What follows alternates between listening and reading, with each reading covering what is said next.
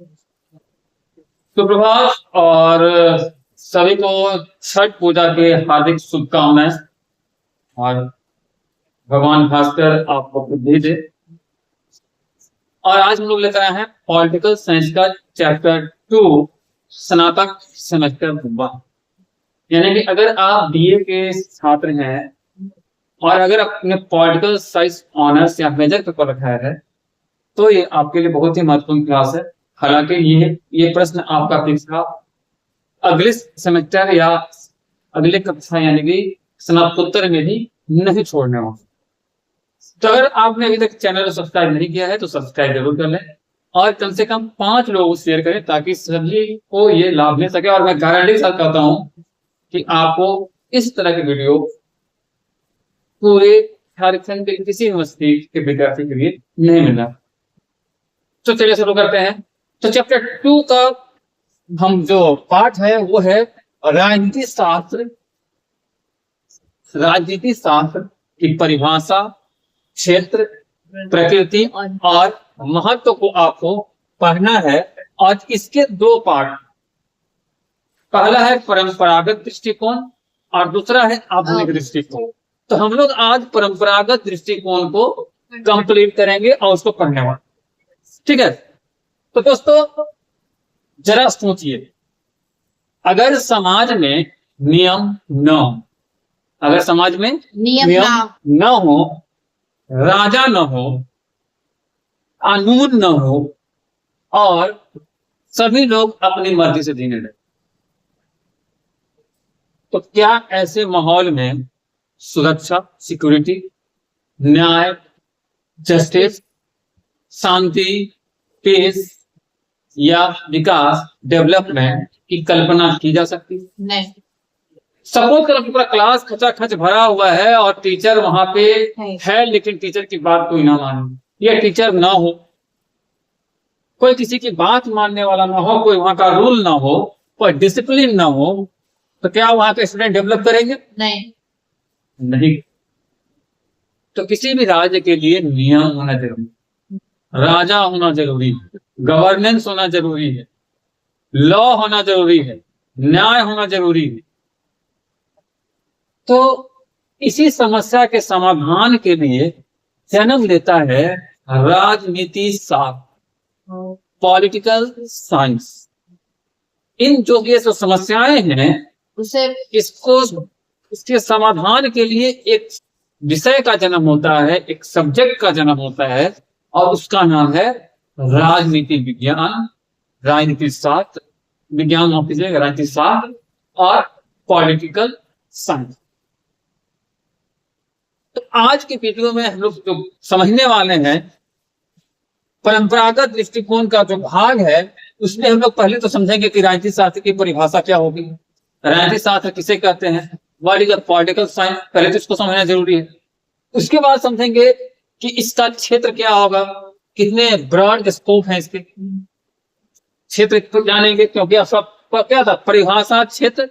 उसके बाद प्रकृति, इसकी प्रकृति को जानेंगे, इसके नेचर को जानेंगे और उसके बाद इसके महत्व, इसका इंपॉर्टेंस क्या है हमारे लाइफ में। तो इसको हम लोग 2 पार्ट में कर दे रहे हैं ना। आज हम लोग लेकर आए हैं परंपरागत, अगली कक्षा में जब जाएंगे तो आधुनिक लेते हैं, ठीक है। चलिए शुरू कर देंगे। तो वह परंपरागत दृष्टिकोण से यानी ट्रेडिशनल व्यू के आधार पर बिना समय गंवाए आज हम लोग शुरू करते हैं आज का क्लास।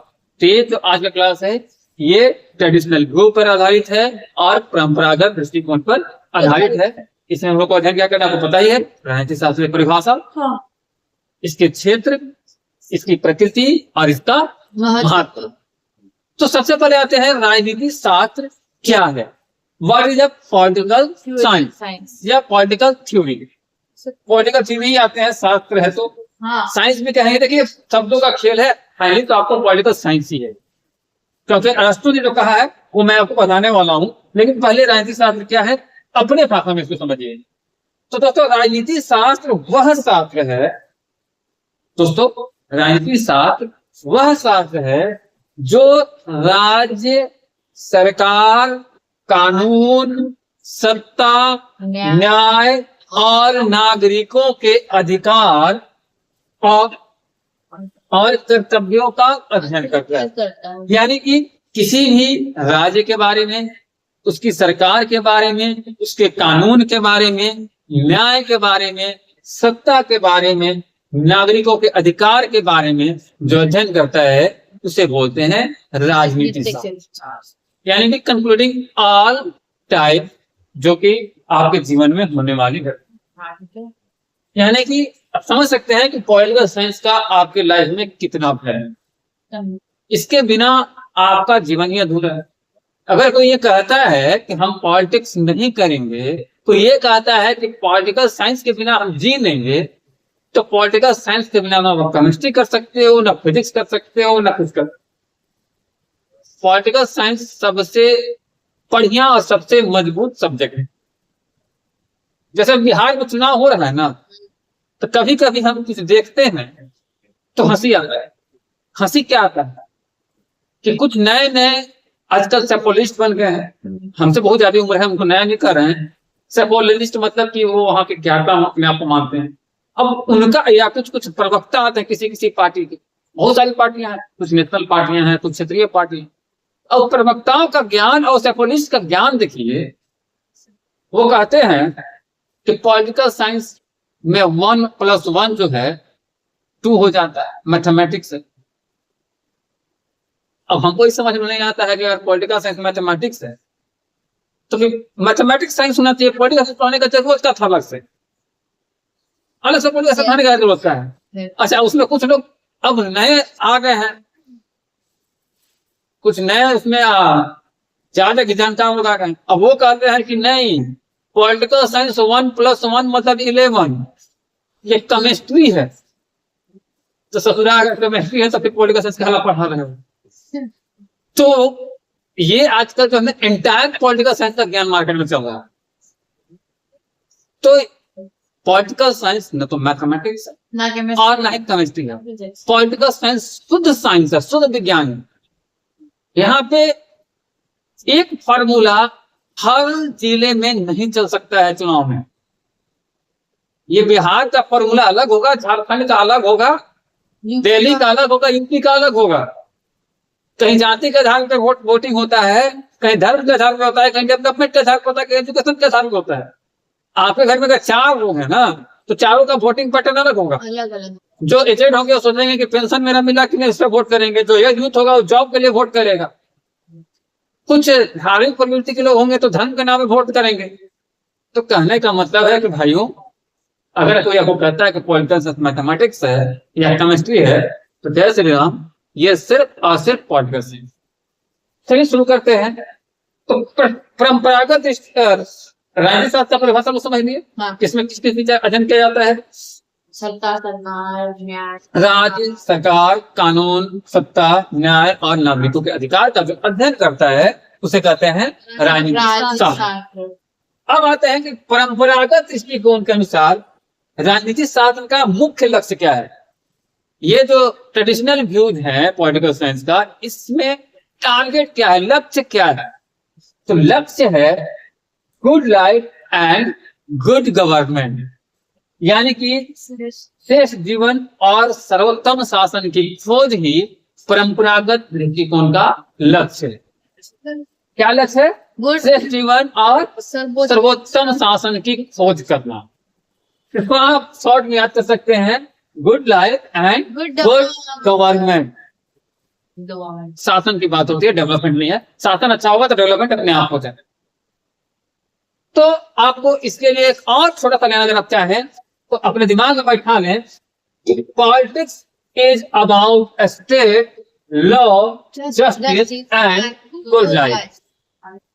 ये डेफिनेशन याद करने का सबसे शॉर्ट ट्रिक है, क्योंकि बहुत सारी होता है क्या ना कि आपके पास सिलेबस बड़ा सा होता है, एक दिमाग में भ्रांति फैला दी जाती है कि आपको अगर ग्रेजुएशन के स्टूडेंट हो, पोस्ट ग्रेजुएशन के स्टूडेंट तो 15-20 पेज के क्वेश्चन का आंसर देना हो, तो फिर आपके पास प्रेशर ज्यादा हो जाता है।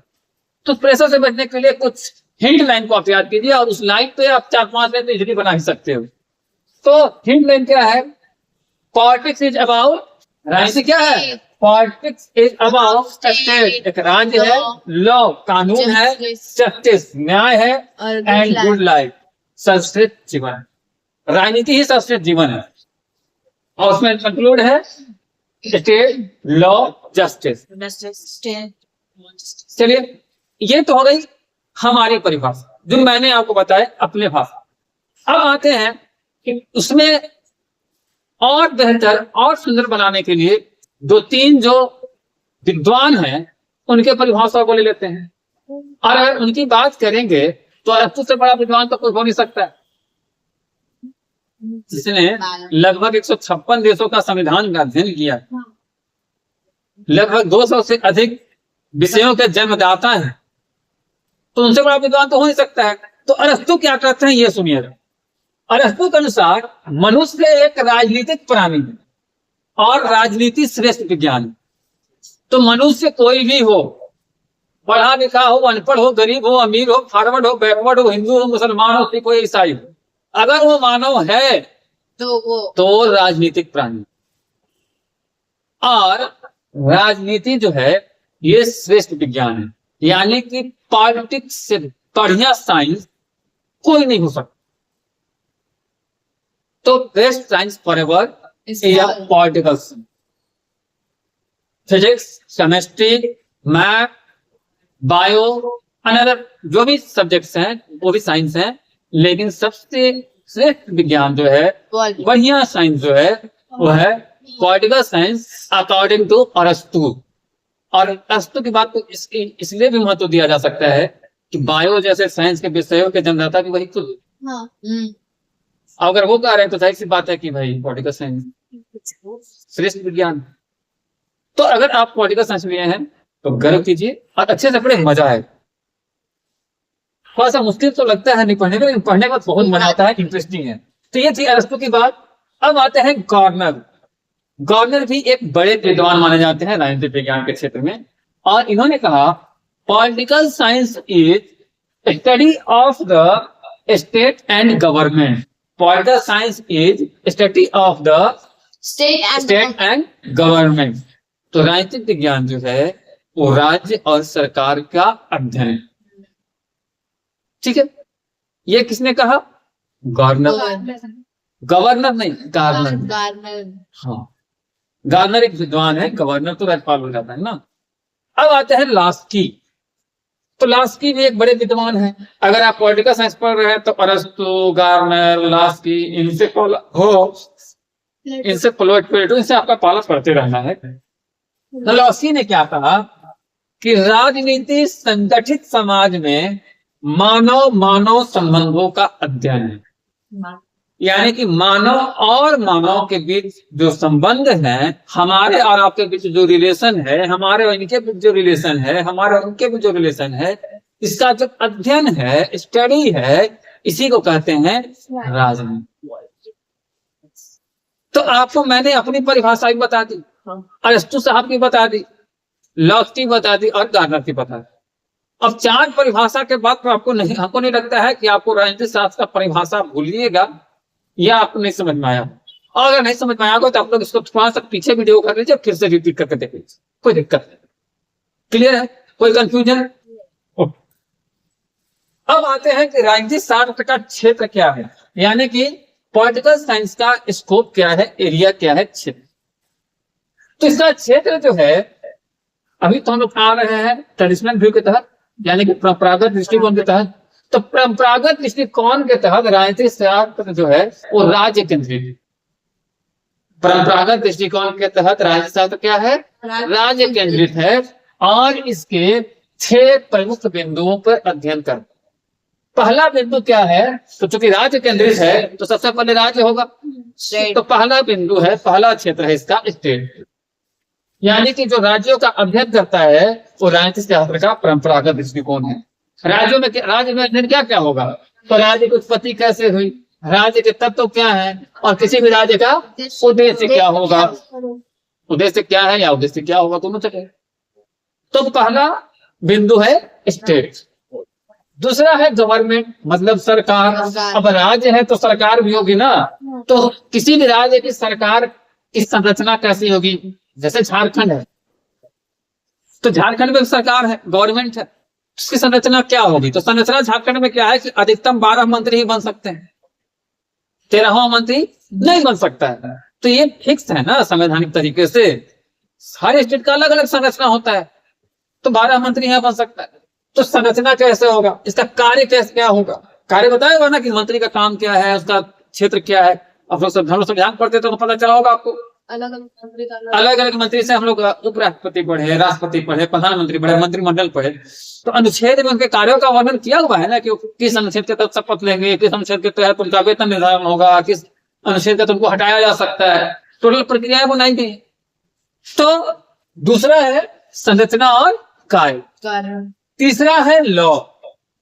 लॉ मतलब विधि, विधि को हिंदी में भी हिंदी विधि को है, और उसको अगर समझने के लिए आप सीधे शब्दों में कानून कर सकते। तो किसी भी राज्य के लिए सबसे इंपॉर्टेंट होता है लॉ, लॉ एंड ऑर्डर, कानून व्यवस्था। तो कानून व्यवस्था कैसे होगा, वहां कानून का नियम होना चाहिए, दंड का प्रावधान होना चाहिए और जस्टिस होना चाहिए, क्योंकि न्याय अगर देर से मिले तो न्याय नहीं रहता।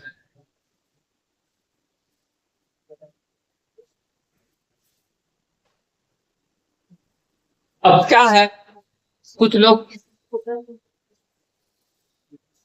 रात भर आजकल कितने इंस्टा में, सिनेमा हॉल में या अन्य जगहों पे व्यस्त हो जा रहे हैं कि या तो कक्षाएं दे रहे हैं या कक्षा में आ भी रहे हैं तो अध्ययन पर उनका ध्यान नहीं है। कभी कुछ बच्चे तो देखते हैं कि कक्षा में ही पानी से गलाली करके फूंक देते हैं।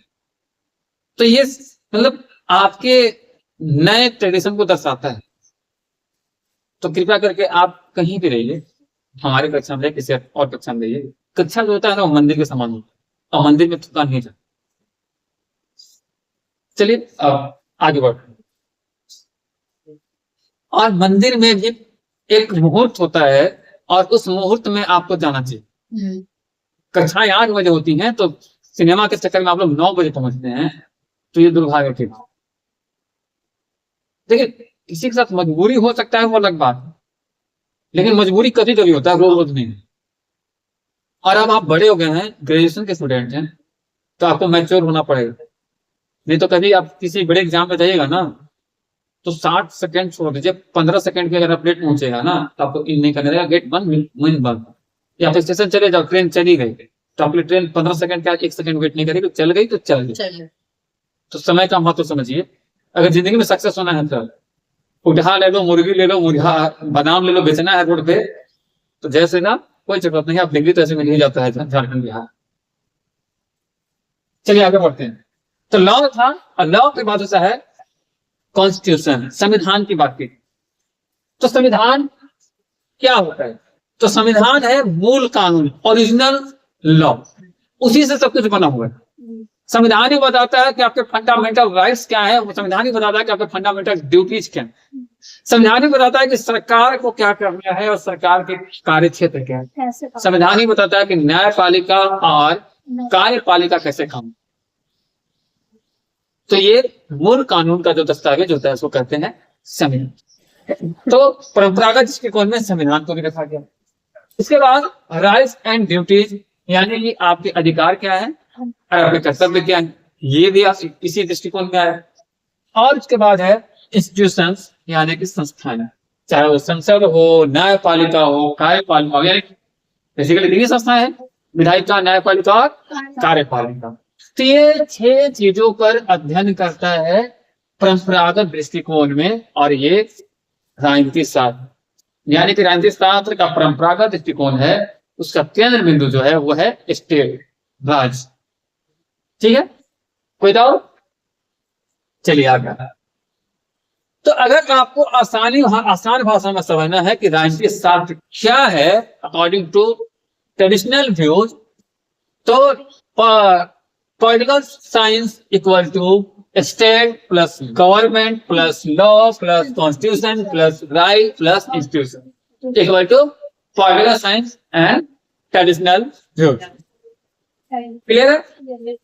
ओके, अब आते हैं नेचर ऑफ पॉलिटिकल साइंस, राजनीतिक शास्त्र की प्रकृति। तो राजनीतिक शास्त्र की प्रकृति की अगर बात की जाए तो परंपरागत दृष्टिकोण में राजनीति शास्त्र की प्रकृति क्या होगी, ये आपको समझना चाहिए। तो सबसे पहले होगा नॉर्मेटिव, यानी कि ये आदर्शवादी प्रकृति होगा। आदर्शवादी प्रकृति का मतलब कि एक आदर्श स्थापित करना चाहेगा कि राज्य कैसा होना चाहिए, राज्य का शासन कैसा होना चाहिए।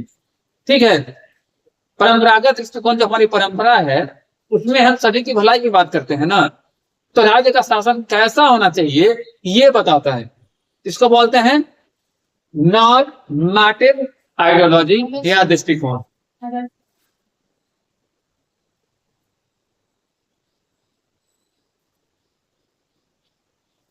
तो आदर्शवादी दृष्टिकोण कैसा होगा, कैसा शासन होना चाहिए। उसके बाद है फिलोसफिकल, यानी कि दार्शनिक सोच। तो इसमें नैतिकता की बात होगी, मॉरलिटी की बात होगी। जब रेल दुर्घटना हुआ था तो शास्त्री जी ने त्याग पत्र दे दिया था ना, तो क्या था, नैतिकता था। तो इसमें नैतिकता की बात होगी, न्याय की बात होगी, सदाचार पर की बात होगी। तो दर्शन जो है न्याय की बात करता है, सदाचार की बात करता है और नैतिकता। तो ये दूसरा पॉइंट प्रकृति का जो है नेचर जो है इसका दूसरा नेचर क्या है, फिलोसफिकल है, यानी कि पहला नॉर्मेटिव, दूसरा है फिलोसफिकल, तीसरा है संस्थागत इंस्टीट्यूशनल। तो संस्थागत में तो अभी आपको तीन पता है ही, विधायिका, कार्यपालिका और न्यायपालिका, यानी कि संसद, न्यायपालिका और संविधान केंद्रित होगा, संविधान को फॉलो करना अनिवार्य हो जाएगा। और चौथा है लीगल, यानी कि कानूनी। तो ऐसे राज्यों में जहां परंपरागत दृष्टिकोण मनाया जाता है वहां पे कानून को मानना अनिवार्य, यानी कि विधि और संप्रभुता पर यहाँ पे जोर दी जाएगी। संप्रभुता मतलब सोसाइटी, समझते हैं। उसके बाद पांचवा है आर्ट एंड साइंस, कला और विज्ञान।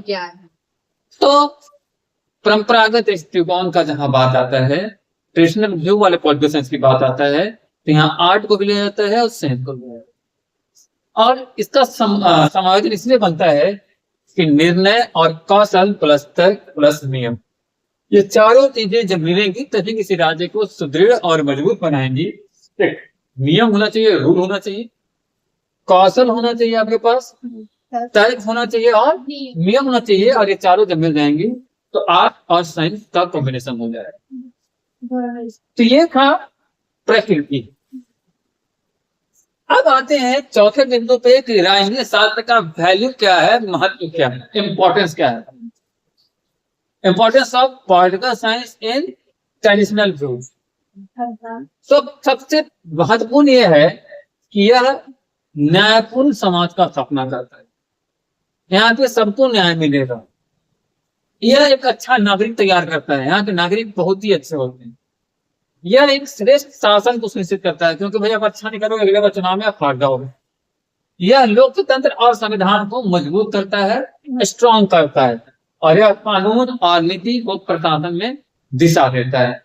ठीक है, तो कहने का मतलब है कि इन सब चीजों को आप जब अध्ययन करते हो तो आपको याद आता होगा अपना इंडिया, भारत। भारत में भी न्यायपूर्ण समाज है, अच्छे नागरिक हैं, श्रेष्ठ शासन है, और लोकतंत्र और संविधान हमारा मजबूत है, इसमें तो कोई शक ही नहीं है। कानून और नीति और प्रशासन भी हमारे यहाँ बहुत अच्छे से चलता है। तो अगर इन सबको कंक्लूड किया जाए तो अगर समाज शरीर है तो राजनीति हृदय है। समाज, सोसाइटी, अगर आपका बॉडी है, शरीर है, तो समाज जो है हृदय, सॉरी माफ कीजिएगा, राजनीति हृदय। समाज जो है वो शरीर है, तो सोसाइटी है ना वो आपका बॉडी है, समाज जो है वो शरीर है, लेकिन राजनीति जो है वो हार्ट है, हृदय है। तो आप इसको ऐसे समझ सकते हैं, सोसाइटी को अपना बॉडी समझ लीजिए और राजनीति को अपना हृदय समझ लीजिए। अब जब तक दोनों नहीं रहेगा तब तक आप कुछ चलिए, धुकुर धुकुर चाहिए ना। अच्छा, हृदय मतलब वो जनता जो रहता है ना, इस लड़का वाला ऊला हृदय, मान के पता ही लाल का नहीं है।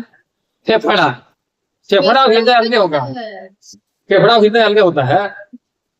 अरे देखो, दिल इसको कहते हैं ना, हाँ तो आजकल देखो चल रहा है ऐसा नहीं चलता, ऐसे होगा, लाल लाल पता ही रहता है, तो ऐसा दिल थोड़े रहता है, दिल ऐसे रहता है, तो ऐसे ऐसे धक धक धक धक धक पंपिंग करता है, पंपिंग पंपिंग तकंग टिंग टिंग टिंग टिंग। कपाल फोड़ ले। अब इसके कुछ बॉर्डर भी हैं, हर चीज का एक सीमा हो, लिमिटेशन होता है। विदाउट लिमिटेशन अगर आप किसी भी चीज में जाओगे तो फिर सक्सेसफुल होने की गारंटी 99.9% कम हो जाए। तो इसके लिमिटेशंस क्या है, परंपरागत दृष्टिकोण की सीमाएं क्या है? तो सबसे है कि टू आइडियोलॉजिस्ट, ये अति आदर्शवाद पे काम करता है, वास्तविक राजनीति की अपेक्षा करता है, समाज आधारित राजनीति की कम समझ इसमें होती है, और विज्ञान और प्रयोगात्मक पद्धति का अभाव। जब आधुनिक में आएंगे तो ये चारों चीजें ऐड हो जाएंगी, लेकिन यहाँ पे इन चारों चीजों का एक बाउंड्री है और सीमा। तो दोस्तों, राजनीति शास्त्र केवल सत्ता का खेल नहीं, बल्कि मानव जीवन को न्यायपूर्ण, नैतिक और संगठित बनाने का कला और विज्ञान दोनों। परंपरागत दृष्टिकोण ने राजनीति का मूल्य उपदेश सिखाया, और ये राजनीति का मूल्य उपदेश क्या है? तो है श्रेष्ठ जीवन, श्रेष्ठ साथ, good life, good life, good government. अगर आपने अब तक चैनल को सब्सक्राइब नहीं किया है तो उसको सब्सक्राइब जरूर करें। वीडियो कैसा लगा कमेंट में बताएं और शेयर करना न। नमस्कार।